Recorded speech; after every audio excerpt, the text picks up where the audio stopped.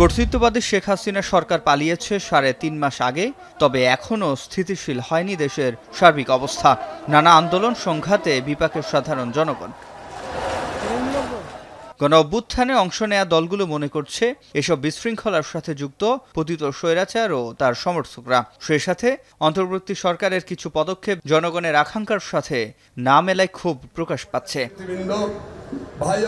সোমবার জাতীয় প্রেস ক্লাবের ঢাকা সাংবাদিক ইউনিয়নের দ্বিবার্ষিক সাধারণ সভায় জামায়াতে ইসলামীর সেক্রেটারি জেনারেলের আহ্বান অরাজকতা না করে অন্তর্বর্তী সরকারকে সহযোগিতা করার। এই অন্তর্বর্তীকালীন সরকারের সকল সিদ্ধান্ত, সকল পলিসি, সকল ভূমিকা সবকিছুর মধ্যে গণ আকাঙ্ক্ষার প্রতিফলন থাকা উচিত।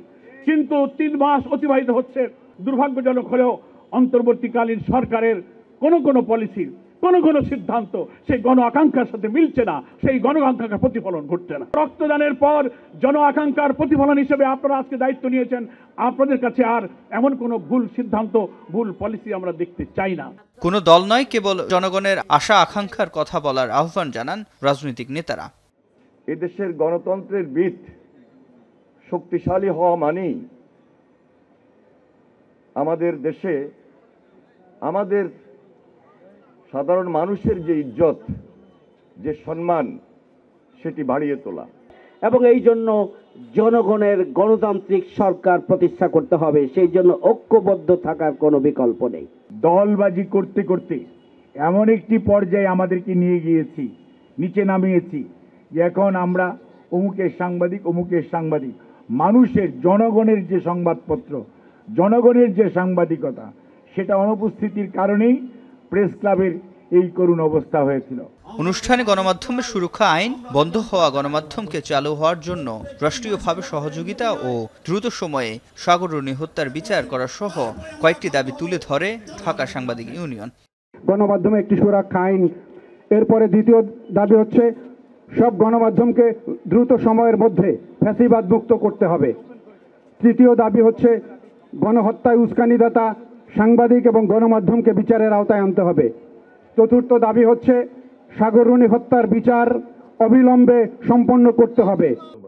শেষে ভার্চুয়ালি যুক্ত হয়ে বিএনপির ভারপ্রাপ্ত চেয়ারম্যান তারেক রহমান বলেন, ষড়যন্ত্র রুখতে বারবার যৌক্তিক সময়ে নির্বাচনের কথা বলে বিএনপি। সংস্কার নিয়ে অন্তর্বর্তী সরকারের সাথে বিরোধ নেই বলেও সাফ জানিয়ে দেন তিনি।